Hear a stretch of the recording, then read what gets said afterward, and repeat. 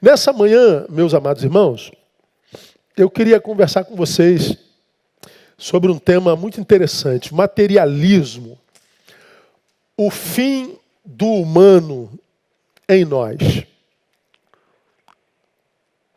Você que me acompanha já há alguns anos, me vê falando muito sobre essa questão da desconstrução pela qual passa a sociedade. E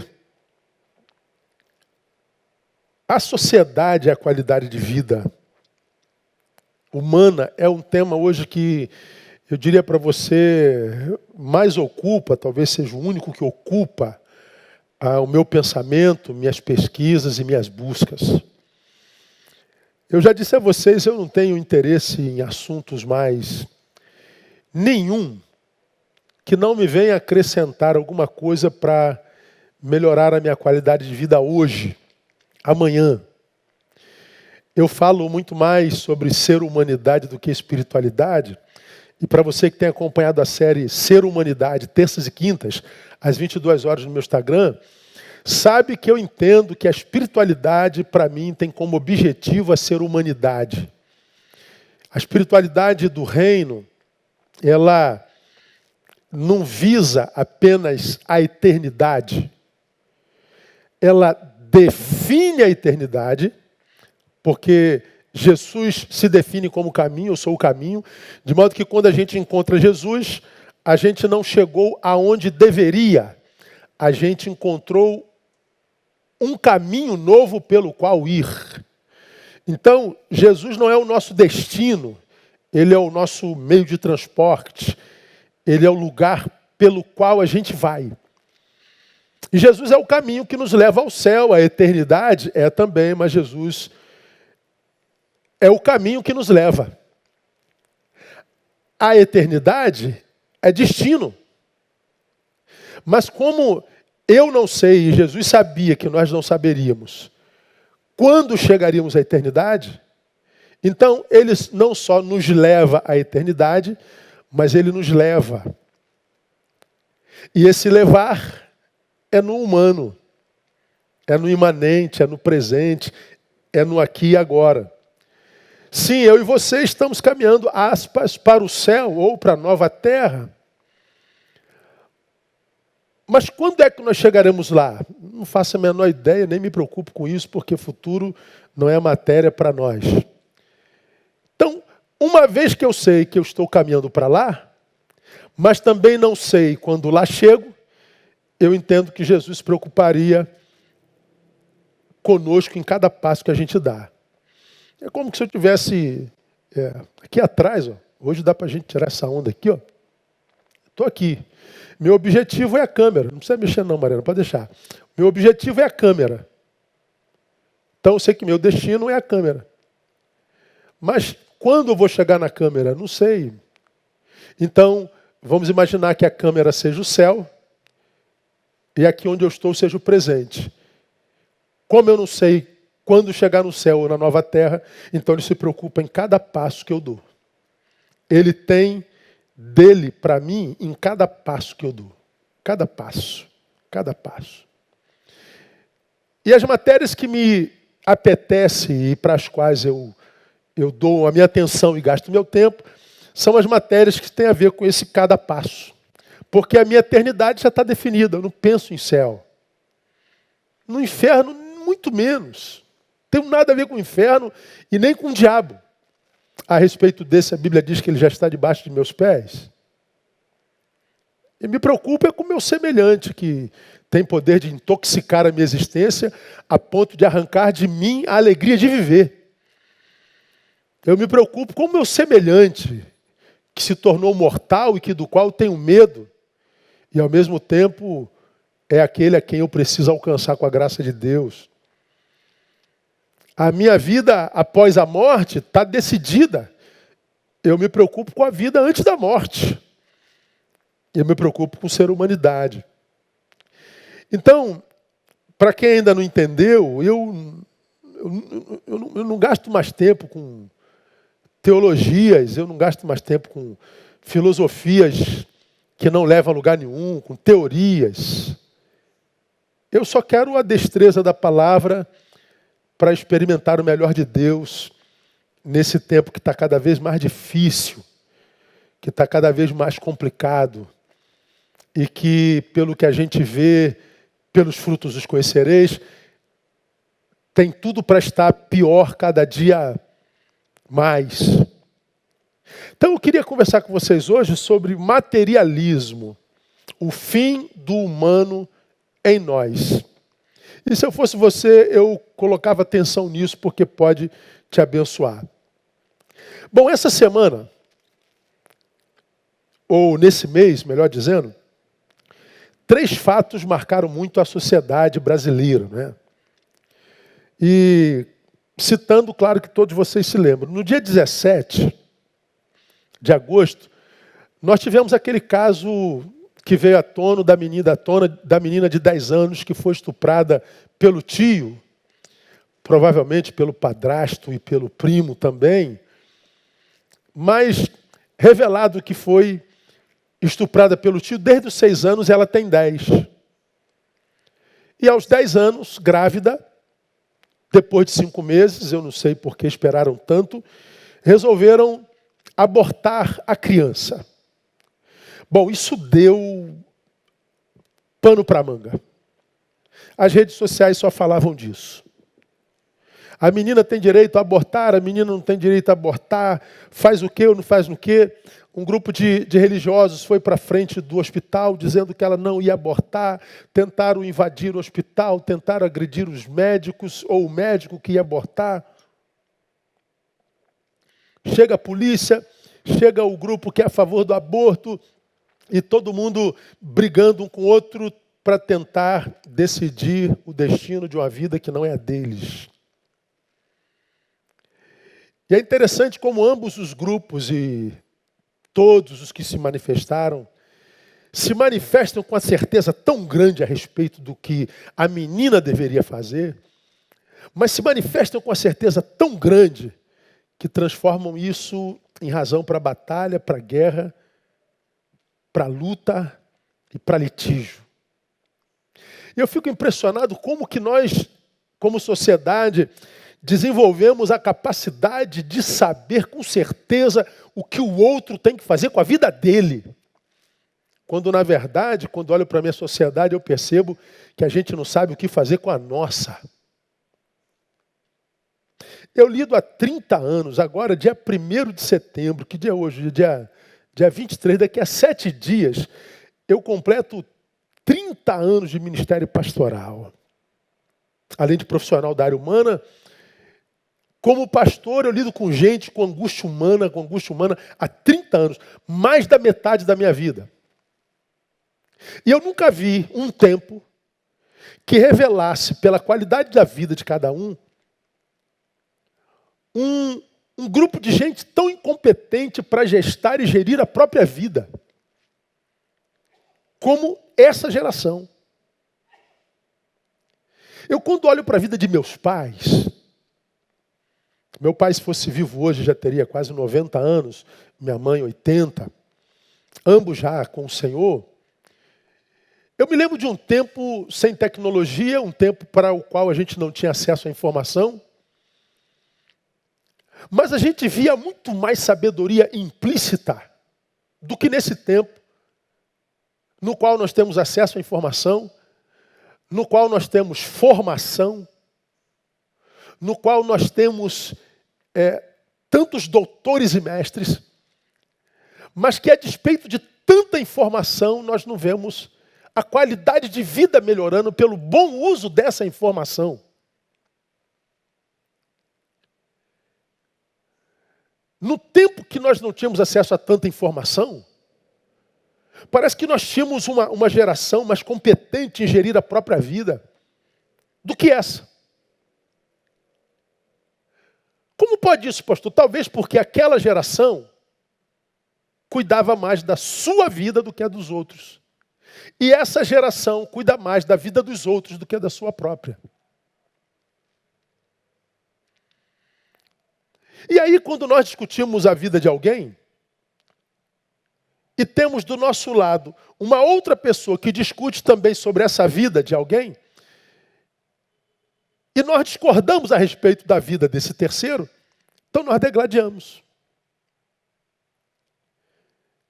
Eu mesmo pus um vídeo no Instagram que hoje completou mais de 500 mil de visualizações. Não pendi nem para o lado, nem para o outro, só analisei a situação. E ontem eu pedi para pôr na minha página uma frase: pelos comentários os conhecereis. Porque é interessante quando você vê alguém dizendo assim: eu não matei ninguém. Porque na minha fala eu coloquei assim: nós matamos essas crianças. A criança, a filha, nós matamos biologicamente, e a criança, a mãe, psicologicamente. Quando eu falo nós, eu falo da sociedade que nós construímos. Dessa sociedade genitrocêntrica, que só sente prazer no pênis e no ânus. Essa sociedade monstrificada, empedernida, incapacidade de estabelecer conexões afetivas, porque é ensimesmada, porque vive uma overdose do si mesmo. Esse si mesmo que Jesus disse que nós deveríamos negar. Essa sociedade que se tornou idólatra do ego, egoísta, ególatra, egóica. Mas essa geração que acredita que tem autoridade, poder e competência para dizer o que você faz com a sua vida, para dizer o que eu faço com a minha, quando a sua própria não está em ordem. Nós vivemos essa desgraça com essa menina de 10 anos, que é do Espírito Santo, que foi abortar no Recife. E a gente vê pessoas dizendo: eu não matei ninguém, como quem diz, essa sociedade na qual a gente vive não tem nada a ver comigo, eu não contribuo em nada para que ela se transformasse nisso. Bom, se você sabe fazer o bem e não faz, você já contribuiu com essa sociedade. E se você não consegue perceber o quanto de responsabilidade você tem nesse caos, é porque você tem muito mais responsabilidade do que você imagina. E essa responsabilidade é maior porque a tua ignorância não permite nem que você perceba a tua responsabilidade nisso. Isso foi no dia 17. No dia 19, nós tivemos outra calamidade. Um funcionário do Carrefour, lá em Pernambuco também, ele tem mal súbito e morre. E estava lá o seu corpo no corredor do Carrefour.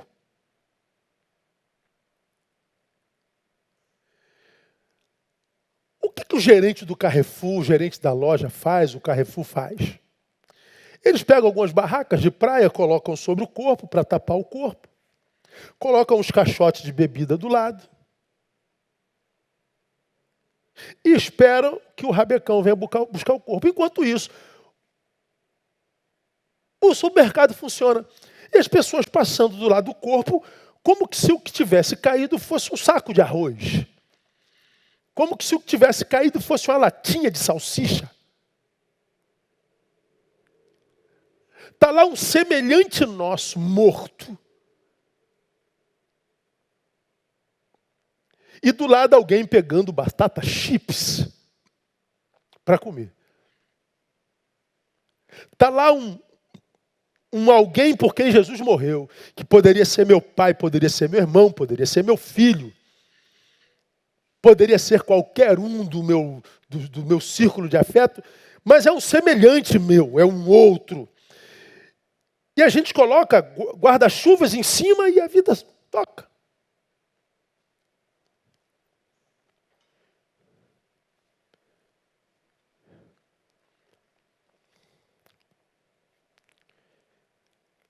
Esse desprezo pela vida, essa desconsideração pela existência, essa total incapacidade de praticar empatia, revela o quanto a iniquidade esfriou o nosso amor. Essa incapacidade que eu tenho de amar tu, essa incapacidade que tu tem de amar eu, essa incapacidade praticada que nos impede de viver nós, a autêntica palavra que diz, por se multiplicar a iniquidade, o amor de muitos esfriará. Essa desvalorização pela vida de um semelhante mostra não só o quanto o nosso amor pelo próximo morreu, como o nosso amor próprio morreu. Porque não se trata da vida de um João, de uma Maria ou de um Zé. Trata-se simplesmente da vida.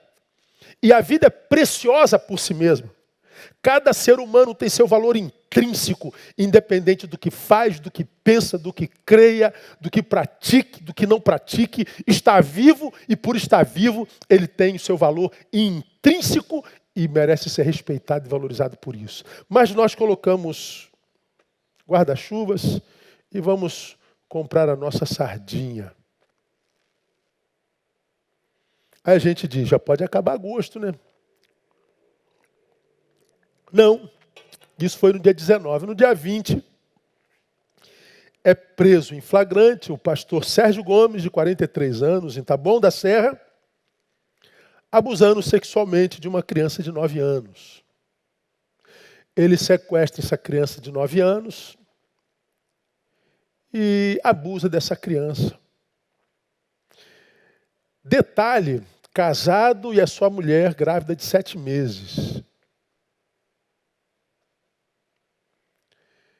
É mais alguém que olha para uma criança e vê um objeto de consumo. É mais alguém que olha uma criança e não vê mais um ser humano.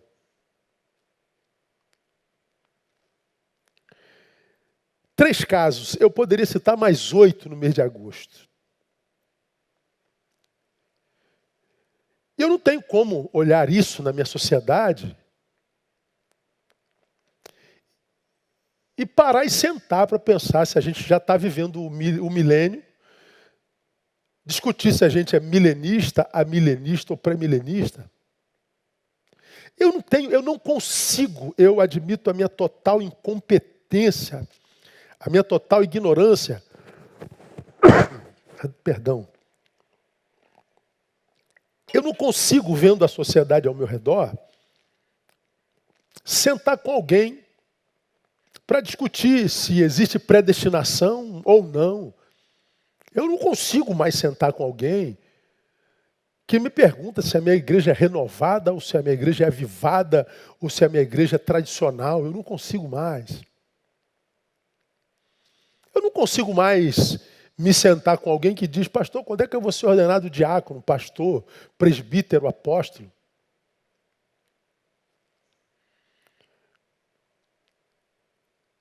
Eu não consigo passar por um corpo e compará-la a um saco de arroz. Eu não consigo ver uma criança grávida de outra criança e discutir se ela pode ou não deve abortar. Eu só me compadeço dela.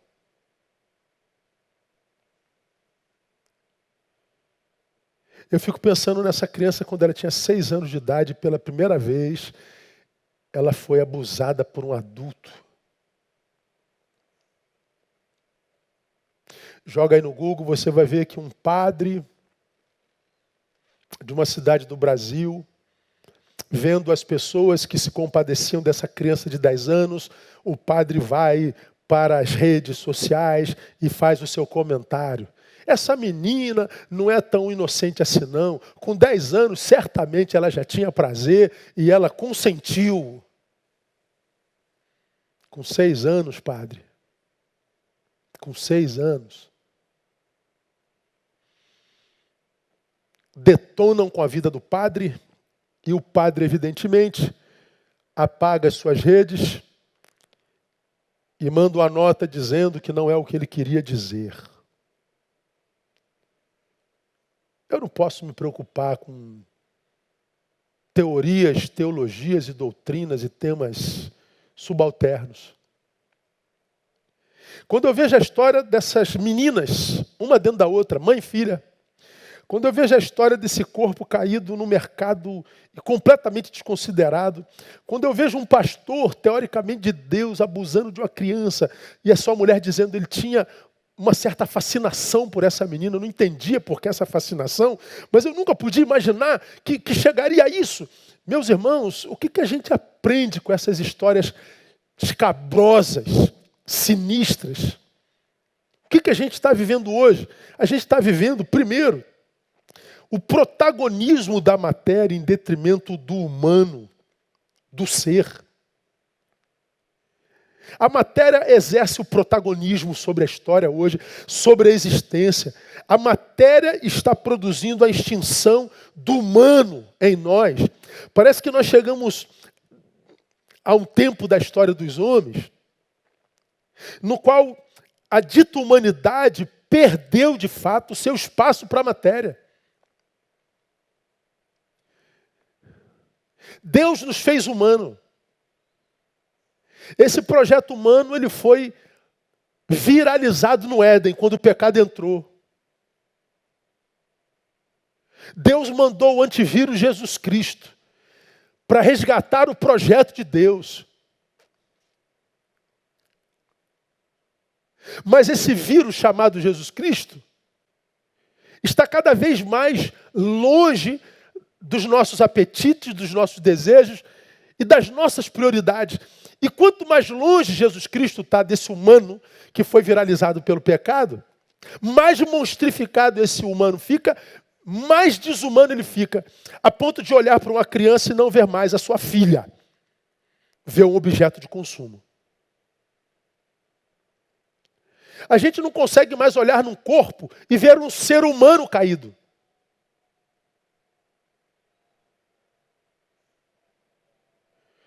A gente vê um pedaço de carne, com o qual não tem relação alguma, porque não é meu pai, não é minha mãe, não é meu avô. Mas é da mesma raça, meu Deus do céu. Cadê a nossa empatia? Cadê a nossa humanidade? Pois é disso que eu estou falando, ela se perdeu.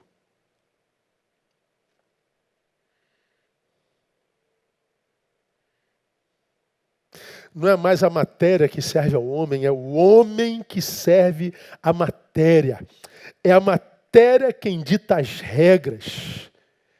É a matéria que diz quem nós somos. É a matéria que diz o que podemos. É a matéria que diz o que não podemos. É a matéria que diz o que vale. É a matéria que diz o que não vale. É a matéria que nos move. Nós estamos atrás de coisas. Nós estamos atrás de ter. Nós estamos atrás de aparecer. Nós estamos atrás de prazer. Nós estamos reféns da matéria. A matéria se tornou a razão do nosso existir, a razão do nosso mover. É para a matéria que nós caminhamos e é em função dessa maldita matéria que nós existimos. Por causa dessa matéria, nós matamos. Por causa dessa matéria, nós nos matamos. Por causa dessa matéria, nós abandonamos. E o que isso tudo quer dizer, irmãos? Que nós perdemos o sentido da vida. Nós estamos perdidos como raça. E você quer que eu seja otimista ou realista? Bom, seja o que você quiser. Eu prefiro ler a palavra e entender o meu tempo. Agora me parece, como eu tenho falado nesses últimos domingos, que aquele que veio matar, roubar e destruir tem se adestrado na capacidade de cumprir o seu ministério, matar, roubar e destruir. Ele tem conseguido fazer isso com uma destreza admirável. Até entre o povo de Deus ele introduz verdades que contradizem a palavra. E ele consegue fazer com que são de Deus fiquem com a ideologia e não com a palavra. É impressionante. Perdemos o sentido da vida. Porque se a matéria é a razão de tudo, assim que nós perdemos a matéria, perde-se a razão de viver. Hoje nós somos valorizados pelo quanto temos. Hoje nós somos valorizados pelo quanto parecemos ter. Nós não somos valorizados pelo que nós somos, mas pelo que parecemos ser. Hoje você anda na rua e você sabe que você é um alvo fácil. Se o teu tênis é um tênis que pode apetecer um ser humano deformado. Ele mata você e leva o teu tênis. Ele mata você e leva seu relógio. Ele mata você para usar a sua filha.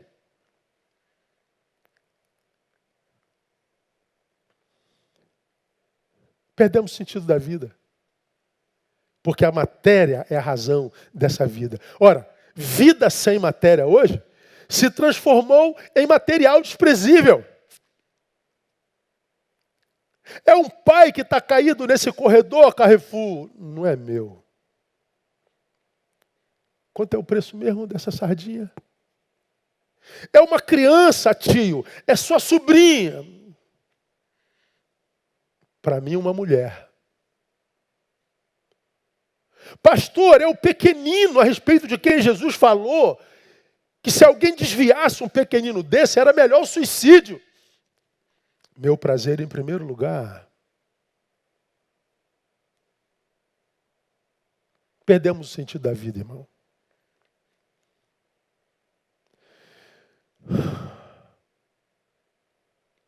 O mais triste disso é que Jesus diz algo assim completamente diferente, né? Quando você vai lá em Mateus, capítulo 5, a partir do versículo 25, você vê Jesus Cristo, nosso Senhor, dizendo assim: não estejais ansiosos quanto à vossa vida, pelo que haveis de comer ou pelo que haveis de beber, nem quanto ao vosso corpo, pelo que haveis de vestir. Aí ele conclui dizendo assim, ó: não é a vida mais do que o alimento e o corpo mais do que o vestuário? Vocês estão reduzindo a sua preocupação em coisas, vocês estão preocupados com comida, com bebida, com vestuário. A vida é muito mais do que coisas. A vida é muito mais do que matéria. Não são essas coisas que deveriam ocupar a sua mente e ser objeto da sua preocupação. Lá na frente, no 32, ele diz: pois a todas estas coisas os gentios procuram. Mas ele está dizendo a vocês: o vosso Pai Celestial supre, como supre as aves do céu. O texto diz tacitamente: não é a vida mais do que o alimento. Ou seja, não é a vida mais do que a matéria, mais do que o material. Então ele está dizendo: não reduza a vida à matéria. Não permitam que a matéria deforme o humano que há dentro de você. A pergunta para você nessa manhã é: o que te move, meu irmão? O que te faz sair do lugar? Pelo que você existe? Essa é a pergunta que o Espírito fez ao meu coração nessa semana.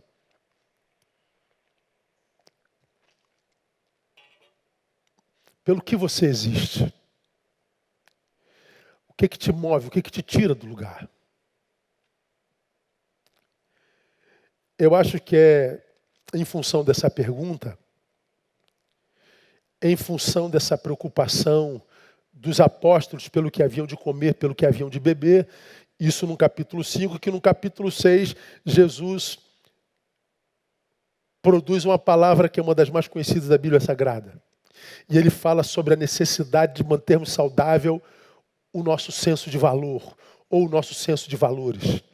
Ele diz: buscai primeiro o reino de Deus e a sua justiça, e todas estas coisas vos serão acrescentadas. E diz mais: não vos inquieteis, pois, pelo dia de amanhã, porque o dia de amanhã cuidará de si mesmo, basta a cada dia o seu mal. Jesus está dizendo: parem de colocar a matéria como primícias na sua existência. Parem de reduzir a sua vida ao que você tem, ao que você possui, mas que a traça e a ferrugem podem levar e que o ladrão pode roubar. A vida é muito mais do que isso. E mais, diria Jesus, não se preocupe com o amanhã, porque todo dia carrega mal em si mesmo. Basta cada dia o seu mal. Se você se concentrar em administrar o mal de hoje, você vai descobrir que não há no hoje mal suficiente para desconectar, para desconfigurar a vida de ninguém. Quem, portanto, está com a sua vida desconfigurada. Quem está vivendo uma vida que não vale a pena ser vivida? Quem foi que foi arrebentado pela existência? Aquele que uniu o mal de hoje com o mal de amanhã, como ansiedade, e uniu o mal de ontem como preocupação e como trauma. Ora, o Evangelho é a capacidade de Deus para viver desapego do futuro, desapego do passado. E além disso, me dá capacidade de gestão para o tempo que se chama hoje. E além disso, me capacita para me relacionar com as coisas sem que as coisas se tornem meus donos ou minhas donas. Quando Jesus diz, mas buscai primeiro o reino de Deus, e as demais coisas vos serão acrescentadas, Jesus compartilha saberes aqui extraordinários para nós nesse tempo de materialismo. Primeiro ele diz que nós podemos sonhar com coisas e com todas as coisas. Busca primeiro o reino de Deus e as coisas serão acrescentadas. Então ter coisas não é problema. A gente pode sonhar com coisas. Desejar coisas não é necessariamente uma atitude materialista. Eu posso sonhar em ter minha casa própria, posso sonhar em ter meu carro, posso sonhar em ter uma casinha no campo, posso sonhar em ter uma casinha na praia. Você pode sonhar com qualquer coisa. E sonhar com coisas não é materialismo. Mas esse texto demais diz que nós, que possuirmos coisas, também não é problema para Deus. Esse texto está dizendo que é Ele mesmo quem nos dá. Tem pessoas que têm poucas coisas, tem pessoas que têm coisas à beça. Pode ter a ver com competência, pode ter a ver com a bênção de Deus.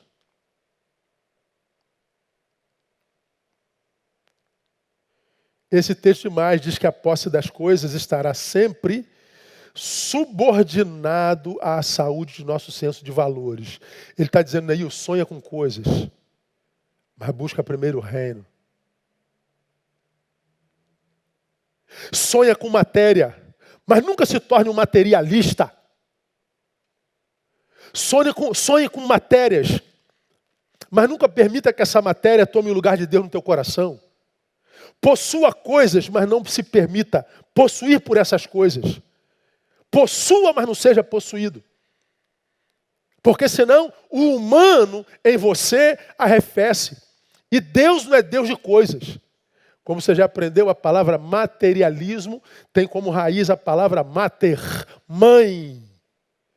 Matéria vem de mãe, pasmem.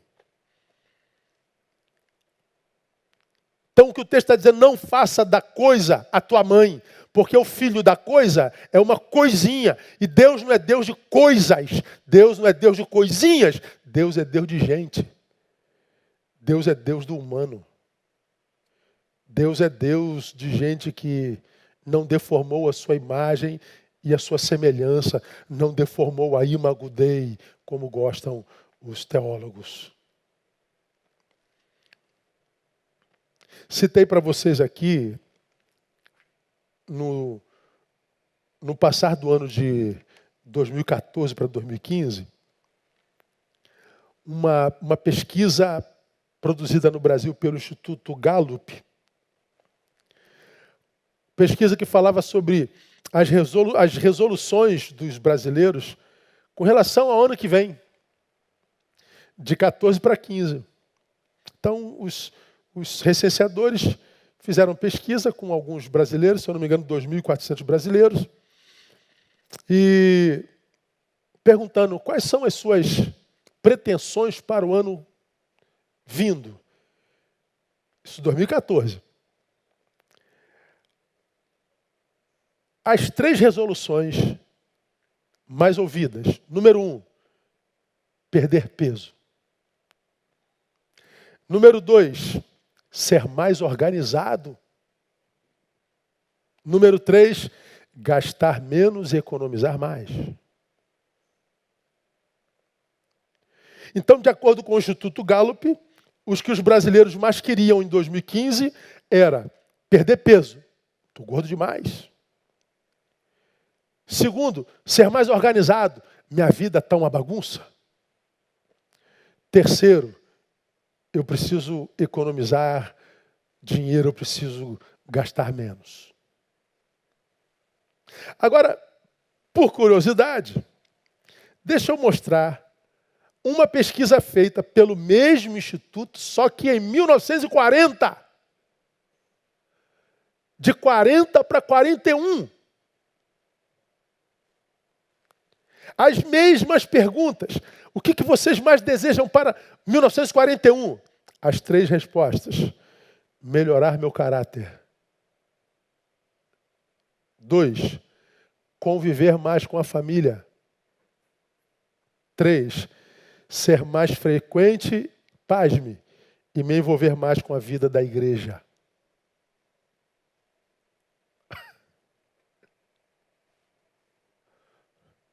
Eu não sei se eu rio ou se eu choro, cara. Em 1940, nossos pais disseram que precisavam melhorar o caráter. Nossos avós diziam, eu preciso gastar mais tempo com meus filhos, com a minha família. Eu preciso me envolver mais com a minha fé. Hoje nós, seus filhos, nós, seus netos, dizemos, eu preciso melhorar a minha estética. Isso é a razão da minha vida. Eu preciso ser mais organizado. Minha vida está uma bagunça porque eu saio para minhas baladas, eu saio para não sei o quê. Aí meus trabalhos deixam de ser feitos, minhas responsabilidades deixam de ser cumpridas. E eu preciso guardar um pouquinho de dinheiro para que eu possa voltar para a balada mais vezes. Nossos pais estão dizendo, eu quero ser um homem de caráter. Agora deixa eu falar com vocês, irmãos. Aqui, ó. Nem em 2014, nem em 1940 tem pedido pecaminoso nenhum. Não é pecado ser magro. Eu estou no maior regimão. Quarentena me fez mal para burro. Estava com a barriga igual o do Papai Noel. Estou tomando glifage. Você sabe o que é glifage? Depois pesquisa lá.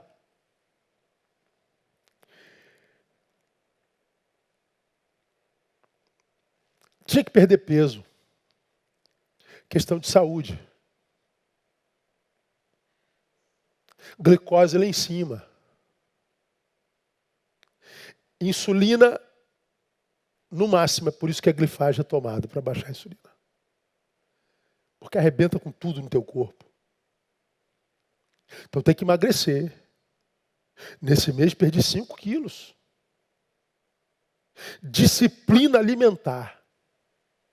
Mas isso é a razão da minha vida, mas nem de longe. É estético? Não, não é não.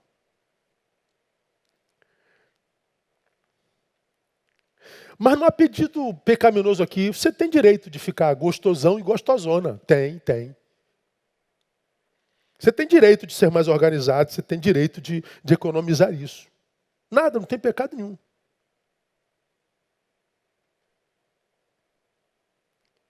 Mas que nossos pedidos,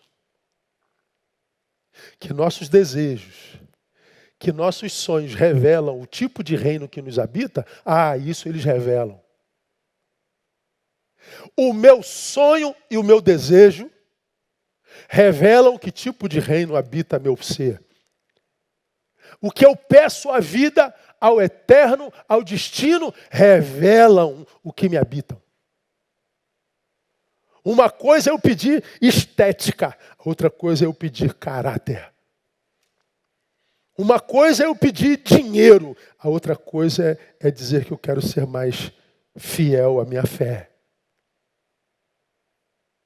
Uma coisa revela o material, a outra coisa revela o espiritual.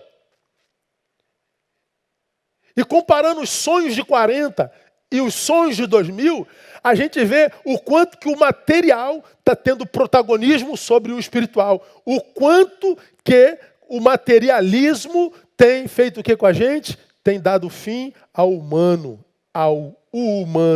em nós. Falando sobre isso aqui, me lembro de uma palavra de Rubem Alves, o poeta. Rubem Alves disse assim, olha, mas é preciso escolher. Como escolheram nossos avós em 1940 e os nossos contemporâneos em 2014. Rubem Alves continua, mas é preciso escolher, porque o tempo foge. Não há tempo para tudo.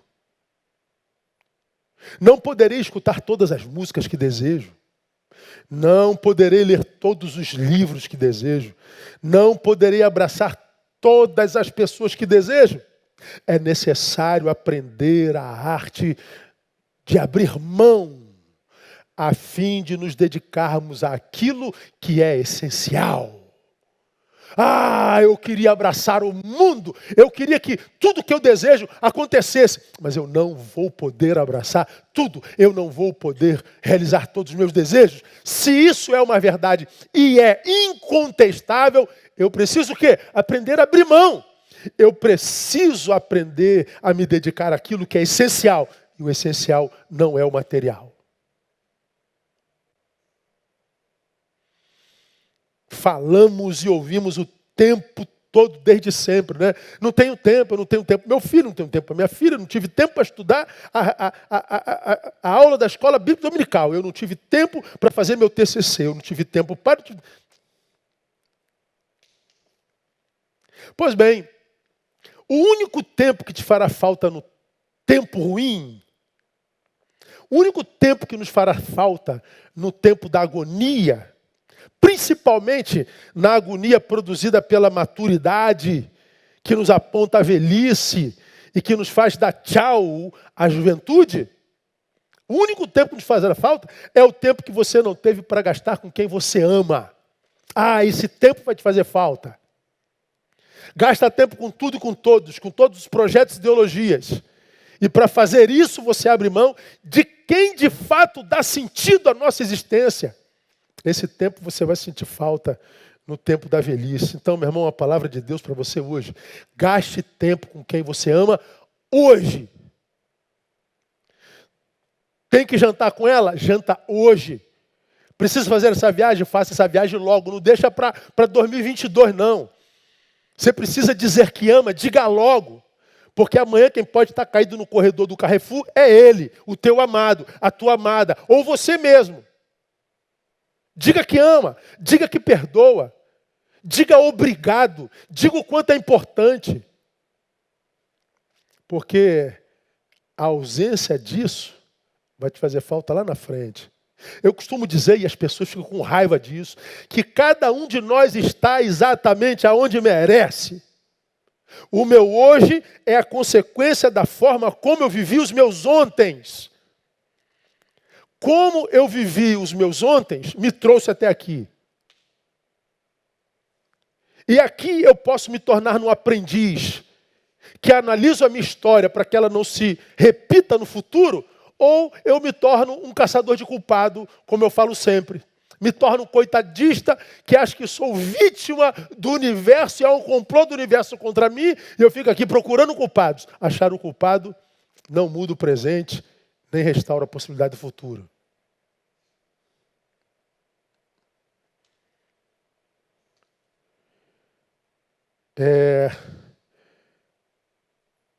O protagonismo da matéria sobre o humano. Vamos terminar.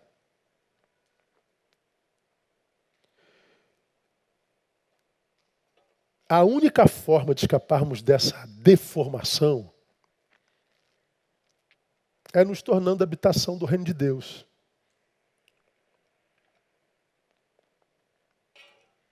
Coloca para mim o painel o primeiro texto, Romanos 14, 17. Porque o reino de Deus não consiste no comer e no beber, mas na justiça, na paz e na alegria no Espírito Santo. Porque o reino de Deus não consiste no comer e no beber, mas na justiça, na paz e na alegria do Espírito Santo. O texto diz que o reino de Deus não consiste no comer e no beber. Ou seja, o reino de Deus não consiste em matéria, mas na justiça, na paz e na alegria do Espírito Santo. Ou seja, no que me habita. Paz habita. Justiça é valor, habita. O Espírito Santo nos faz casa espiritual, diz a palavra. A única forma de manutenir o humano em nós não é só nos envolvendo em causas nobres, causas de minorias, e abandonando o Espírito Santo. Não é só buscando uma filosofia zen para ter paz, mas abandonando a causa da injustiça, da justiça. O reino é paz, aquela que é produzida pelo Espírito Santo, que excede todo entendimento, mas que porque me tornei e fui alcançado pela paz, eu me envolvo em projeto de justiça. Eu me envolvo com um projeto que está para além de mim. Então não basta vir à igreja cantar uma musiquinha. Não basta vir à igreja e tocar um instrumento. Não basta vir à igreja e pregar um sermão. A minha vida tem que estar para além de mim mesmo. Ah, não, pastor, agora que eu alcancei essa paz, eu vou ficar aqui curtindo. Não. Você tem paz para promovê-la. Quem tem paz não para curti-la. Tem paz para se tornar um pacificador. Ou seja, tem paz para produzi-la. E quem não produz paz que tem, perde a paz que um dia teve. Somos promotores de paz, pacificadores. Somos promotores de justiça. Por causa da alegria do Espírito Santo. É Jesus quem diz que o reino não vem com aparência exterior. O reino não aparece, não vem com aparência exterior, diz a sua palavra, nem dirão, ei-lo aqui ou ei-lo ali. Aí ele diz, porque o reino de Deus está dentro de vós. É só com o reino de Deus em mim que eu sobrevivo a essa iniquidade que desconstrói, que esfria amor. Com isso eu estou dizendo que não tem a ver com religião, porque os mais frios são os religiosos. E dentre eles, a grande maioria dos nossos. Eu não matei criança nenhuma. Quem são esses religiosos de quem o pastor fala nesse vídeo? Eu falo dos religiosos que não conseguem saber quem são os religiosos do vídeo. Eu falo dos religiosos que lavam a mão como Pilatos. Eu não tenho nada a ver com a morte dessa justa que foi estuprada. Não tenho nada a ver com isso.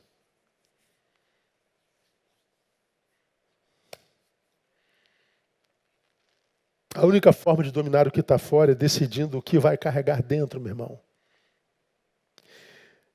Eu vou falar sobre isso logo mais. E triste é ver como tantos crentes têm trocado o que carregam dentro por aquilo que fazem fora.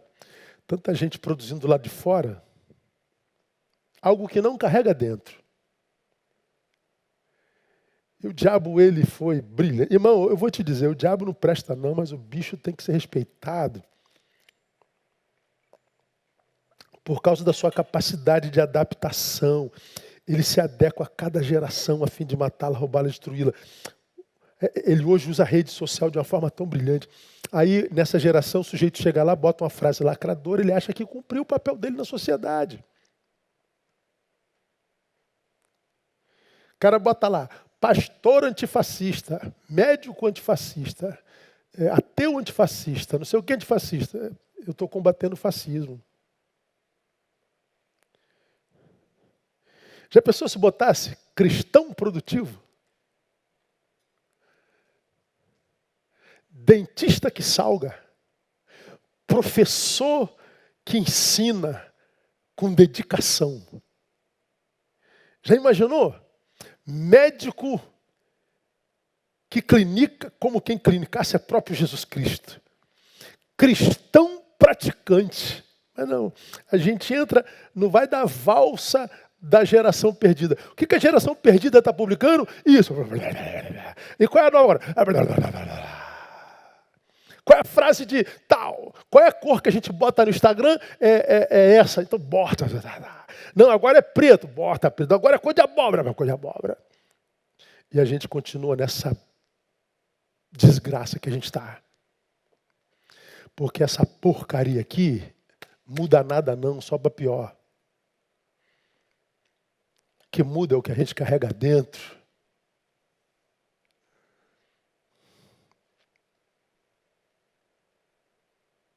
Por isso a advertência bíblica, eu estou terminando. Apocalipse 3,14, uma palavra à igreja de Laodiceia.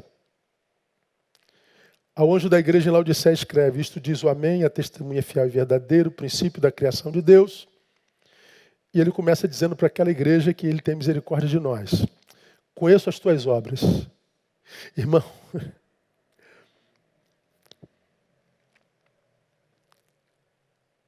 imagina.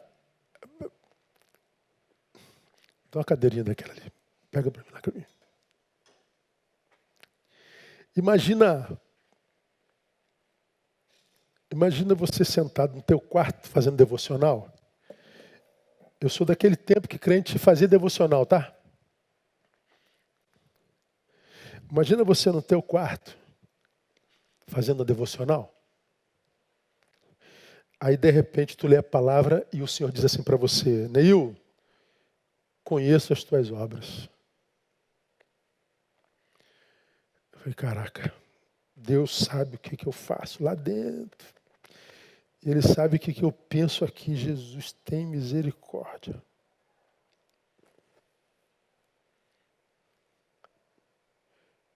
Não é o Neil dizendo para a ovelha: ó, Clebinho, eu conheço as tuas obras. Eu conheço só as que tu mostra, só as que tu deu mole. Mas é o Criador dizendo: Neil, não há nada que você pense, não há nenhuma das suas intencionalidades que fujam ao meu conhecimento. Então, Neil, quando você se envolve nessa obra aqui, Neil, eu sei da tua intenção, cara. Eu sei que tu quer foto. Eu sei que tu quer seguidor, não tem nada a ver contigo, não. Conheço as tuas obras. Essa palavra aqui deveria gerar um terror em nós se Jesus não tivesse morrido. Essa palavra aqui, a igreja de Laodiceia, deveria fazer a gente valorizar muito mais a nossa fé do que o valor que a gente dá a ela hoje. Porque se ele conhece as minhas obras e não me fulmina, só pode ser obra do seu amor.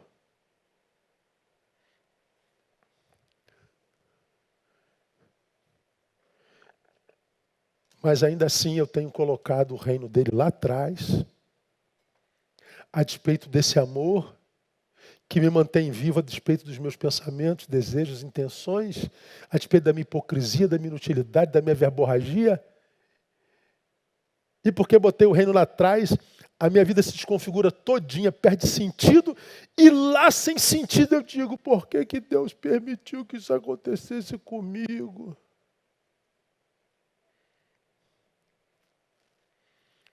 Conheço as tuas obras. E ele está dizendo para uma igreja que nem és frio, nem quente.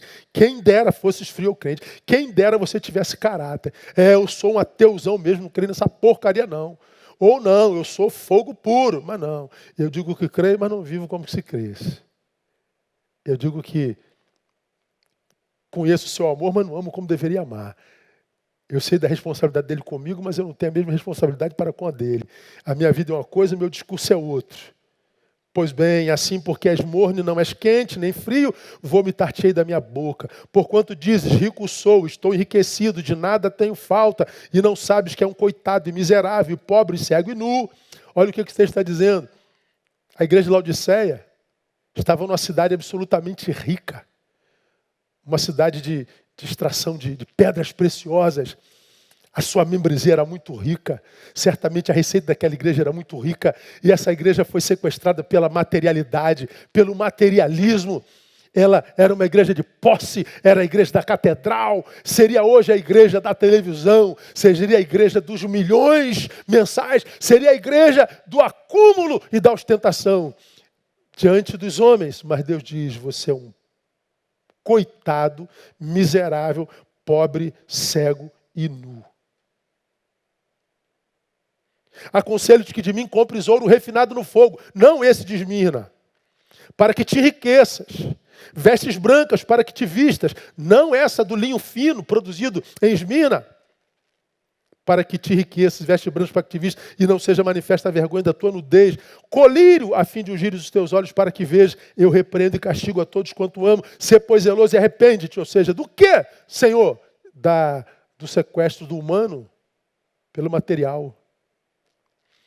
Eis que estou à porta e bato. Se alguém ouvir a minha voz e abrir a porta, entrarei em sua casa e com ele cearei e ele comigo. Termino aqui lembrando a você o seguinte. Essa palavra é uma palavra de Jesus a uma igreja. Você se tornou uma igreja materialista, exibicionista, ostentadora, verborrágica, rica, mas aos meus olhos miserável, pobre, cego, nu e miserável. Eis que estou à porta e bato, ou seja, porque você se materializou, eu fui posto para fora. Mas ainda estou tentando voltar, hein? Estou batendo na porta. Se abrir, eu entro. Se não abre, eu fico do lado de fora. Então ele fala de uma igreja que é dele, que na qual ele está do lado de fora por causa da matéria. Acontece a mesma coisa hoje. Não só com a igreja instituição, mas com o sujeito. Que quando olham para nós, o que se vê é nós mesmos. A nossa ostentação, a nossa idiotice. Quanta gente, quanto crente, trocando o reino de Deus por ideologias mundanas. Quantos crentes trocando o reino de Deus por militância dentro das quais não cabe o diferente. Uma militância excludente, portanto. Aí eu milito por isso aqui. Você, se não é daqui, não cabe. É meu, eu já milito por isso aqui. Se você não é meu, não cabe. Ele acha que ele está bombando. Ele acha que ele é o suprassumo do Evangelho. O Evangelho não tem ideologia.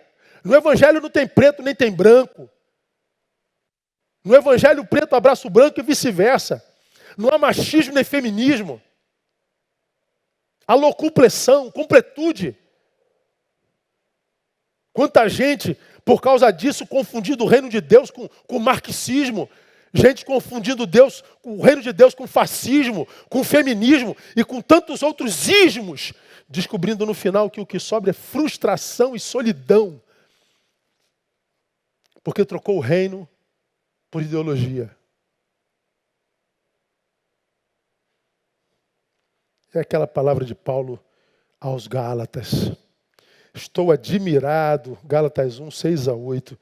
Estou admirado de que tão depressa estejais desertando daquele que vos chamou na graça de Cristo para outro evangelho.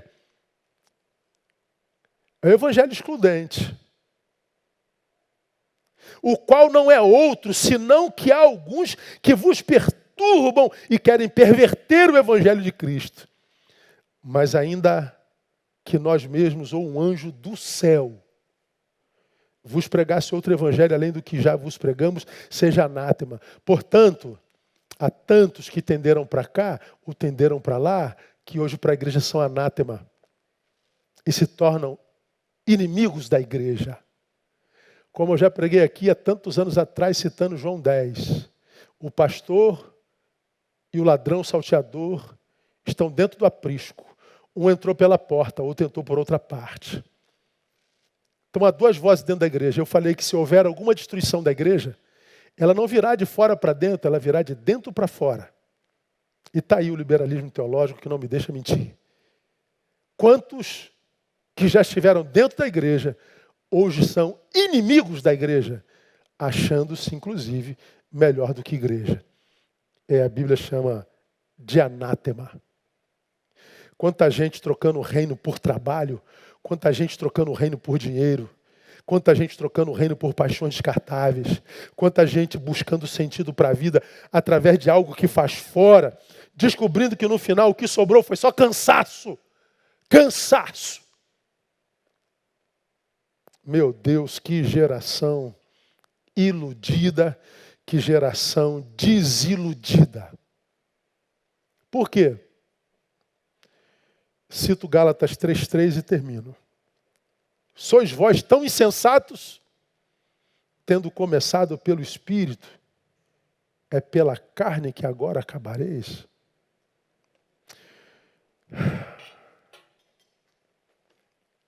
Busca primeiro o reino, minha igreja. Não se permita sequestrar pelas ideologias dessa geração.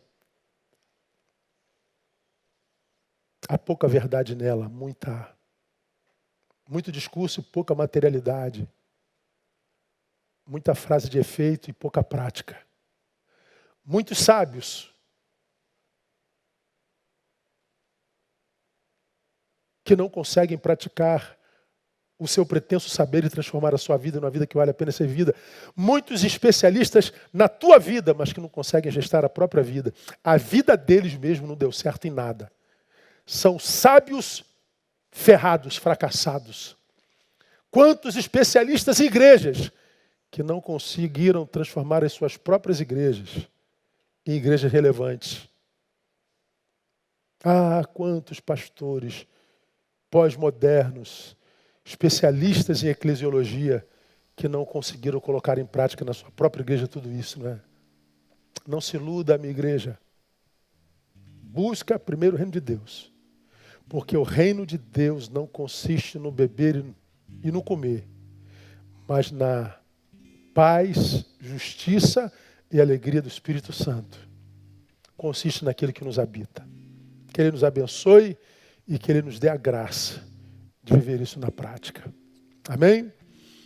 Glória a Deus. Lembrar a você que, terminando aqui, essa palavra fica no canal do YouTube da nossa igreja, mas vai também para o meu canal do YouTube. Se você ainda não se inscreveu, está perdendo muito material, muito conteúdo, muito alimento espiritual, tá bom? Deus abençoe você. Que esse domingo seja um domingo mais que abençoado em Jesus de Nazaré. Que esse domingo seja um domingo de provisão, seja um domingo de graça, seja um domingo de alegria e de superação. Logo mais, permitido o Pai, às 18 horas estamos juntos. E vamos de novo, irmãos, se Deus permitir, receber uma palavra que confronta, que faz pensar, que desafia, que é difícil de digerir. Como o livro do profeta, que é amargo quando come, mas é doce quando chega ao estômago. 18 horas, te aguardo. Vamos orar e depois a gente se despede ouvindo Valéria mais uma vez. Vamos orar. Pai, muito obrigado. Obrigado por tua palavra tão atual, por tua palavra tão desafiadora, por tua palavra tão esclarecedora. Livra-nos, ó Deus, dessa desconstrução maldita pela qual passa a humanidade e tantos crentes. Ajuda-nos a manutenir o Evangelho na alma, para que as ideologias da pós-modernidade não deformem a nossa identidade diante do Senhor. Livra-nos de sermos uma hipocrisia ambulante. Livra-nos da desgraça de imaginarmos que somos especialistas e que temos direito em dar opinião na vida que não nossa. E ajuda-nos a gerir a nossa própria vida. Ajuda-nos a sinalizar o reino. Capacita-nos a conviver em comunhão. Faz de nós homens que dão mais respostas do que críticas. Faz de nós gente que fala menos e salga mais. Faz de nós gente de verdade. Oramos e pedimos gratos no nome de Jesus de Nazaré. Amém e amém.